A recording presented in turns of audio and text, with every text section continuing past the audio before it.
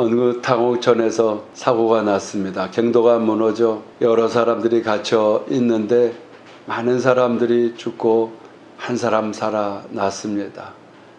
산소들이 줄어들면서 마음 약한 사람들은 두려움에 견디지를 못하고 그만 죽게 되었습니다. 그 중에 한 사람은 어떻게 살아났냐고 하니 산소가 줄어드는데도 기도를 하며 마음을 단단하게 붙잡아 주시는 하나님의 손길을 느꼈다고 했습니다. 반드시 구원에 살아나리라 하는 그 믿음의 한 줄기를 놓지 아니하고 기도하며 그 마음속에 든든함에 그 믿음으로 살아났다고 이야기를 합니다. 오늘날이 바로 그러한 시대입니다. 예수님 속히 오리라 말씀하심에도 불구하고 많은 사람들이 너무 가볍게 여깁니다. 마치 예수님께서 안 오실 것처럼, 적어도 예수님께서 지금 당장은 오시지 않을 것처럼 그렇게 신앙생활들을 해 가지만은 예수님은 말씀하셨습니다. 알지 못하는 때에 오신다고 말씀하셨습니다. 도적같이 오신다고 말씀하셨습니다. 오늘 계시록의 끝장인 22장 7절 말씀에도 보라 내가 속히 오리니 이 두루마리의 예언의 말씀을 지키는 자는 복이 있으리라. 첫째로 하나님의 말씀하시는 성경 66권의 이 말씀 그 자체를 지키는 자가 복이 있다고 말씀합니다. 건강의 복, 물질의 복, 형통의 복, 여러 복들이 있지만은 결국에 우리가 천국에 이르러야 하는 것이 가장 큰 복인데 예수님을 만나는 그 길 앞에 하나님께서 말씀하신 두루마리의 말씀을 지켜 행하는 자가 복이 있다고 말씀하고 있습니다. 이 말씀은 신실한 말씀이요 진리이기 때문에 그 말씀을 따라 살아가야 합니다. 세상에 어그러지고 거짓과 속임들이 팽배한 세상에 살다 보니 우리도 모르게 하나님의 말씀조차 의심이 갈 때가 있지요. 그래 예수님께서 오죽하면 진실로 진실로 너희에게 말하노니, 그저 예수님께서 너희에게 말하노니 하고 말씀하시면 됐는데 우리도 모르게 벌써 세상에 살며 거짓에 물들어 있어서 믿지를 못하는 겁니다.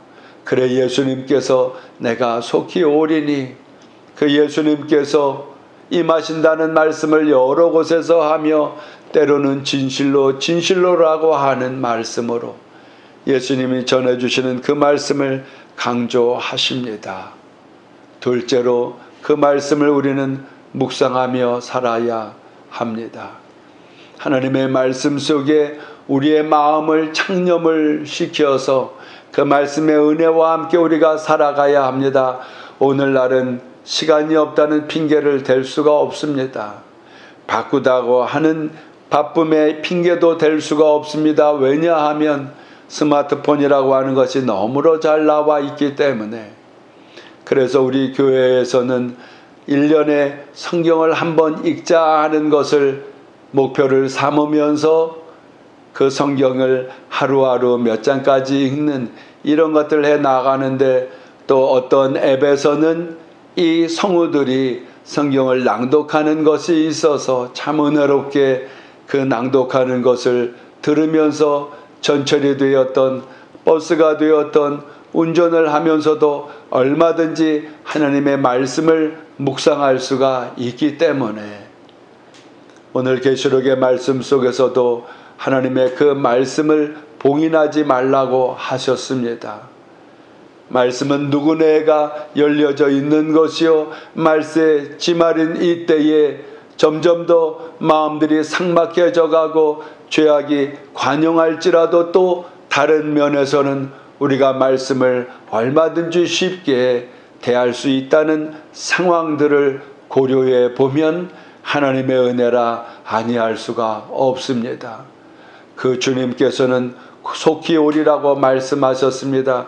그래 계시록의 이 22장 마지막 절 가운데 마라나타의 주 예수여 어서 오시옵소서라고 하는 고백이 나옵니다. 예수님을 기다리는 신앙입니다.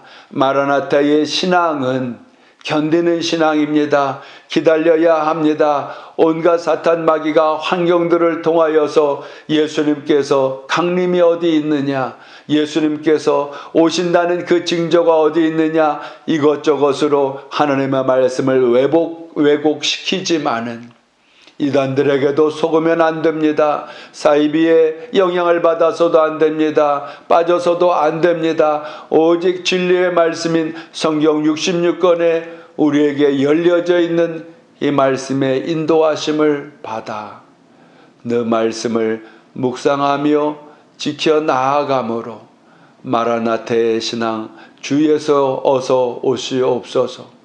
때로 어려운 가운데서도 때로 여러 가지의 장애물들 속에서도 주님을 의지하며 궁극적인 우리 신앙인의 목표인 천국에 이르는 그날까지 다시 오실 예수님의 이 말씀, 약속의 말씀을 믿고 승리하시는 저와 여러분 되시길 주의 이름으로 축원드립니다.